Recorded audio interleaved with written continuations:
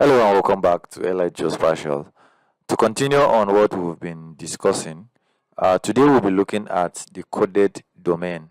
So yesterday we looked at how to uh, create and work with the subtypes.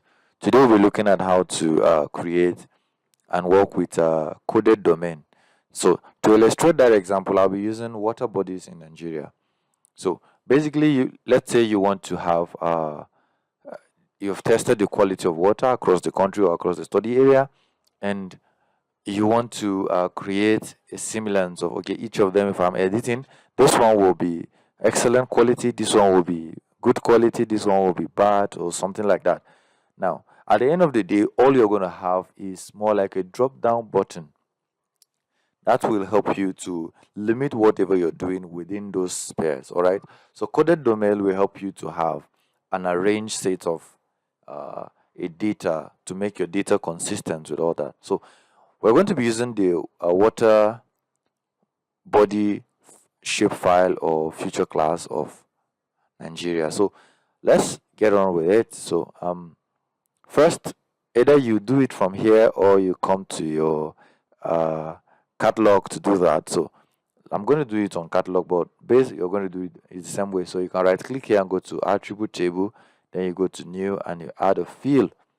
So let's say this field is called quality or water quality, anyone. Water quality. So we're going to leave this at text. All right, it's going to be text. Now, mind you, anything that will be created as a subtype will have to be a short integer. But for domain, depending on what you want to do with it, it's best you leave it at text, because basically what you're going to use is what? Text. So you see right now, so we click on OK, right? So now you come to your catalog. You can also do what I said from here. So let's go to property. On this water, we right click and go to properties, and we have our water quality created here, right? That's under field. So we could easily come and then create another one here. All right, so you come to subtypes and then you just go to domains. So under domains, I have this set created here. What we want to look at is the quality of the water. So that's the domain name. You can have other domains and other things on it like that. Okay, so I said from poor to excellent, or let's say from excellent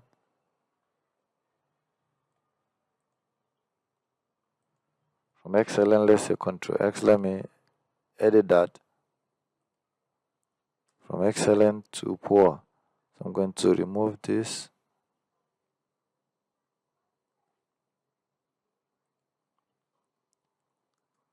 All right, so in that ascending, so we have excellent here. Now, after you've done that, domain properties, this will be text as well. Then you change it from this to coded domain, right?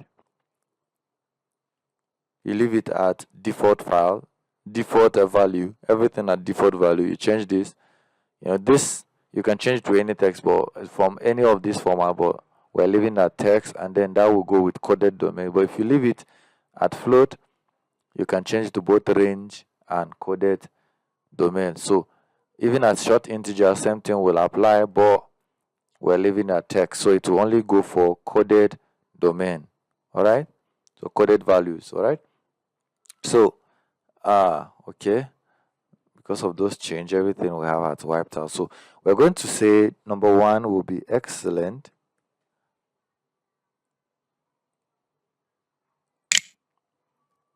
Excellent. Two will be very good. So that we have more. Very good. Three will be good.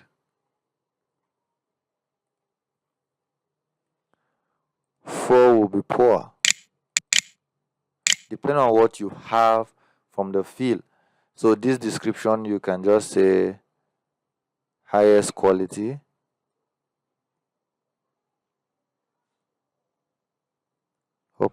Highest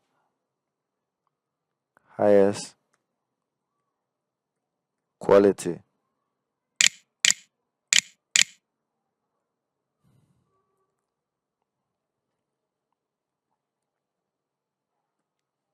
Good quality.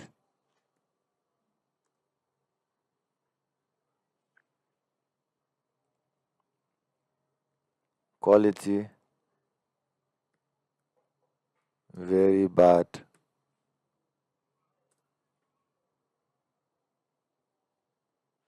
Quality. All right. So basically, when we have this, we just click on apply. We can click either on OK to leave here. Now, once you've done that, you've created a domain.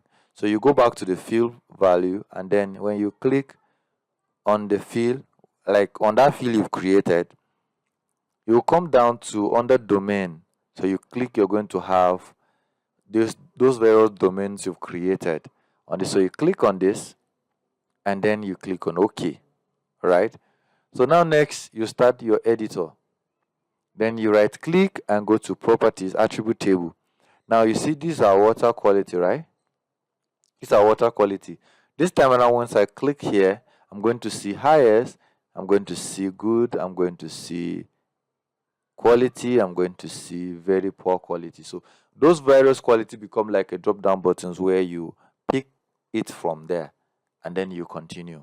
So basically this is all one of way you can use a coded value domain, and you can have as many different applications of it as you can depending on what you think and how you can apply it. This is just like an example to show you how you can use this tool and how effective that can improve your consistency of data. So basically this is an example I'm showing you for coded value domain. The next video we will wrap it up by showing you how to use the range value domain. So I will see you in the next video. Don't forget to like, share, subscribe, and recommend this channel to someone. Stay tuned for the next video.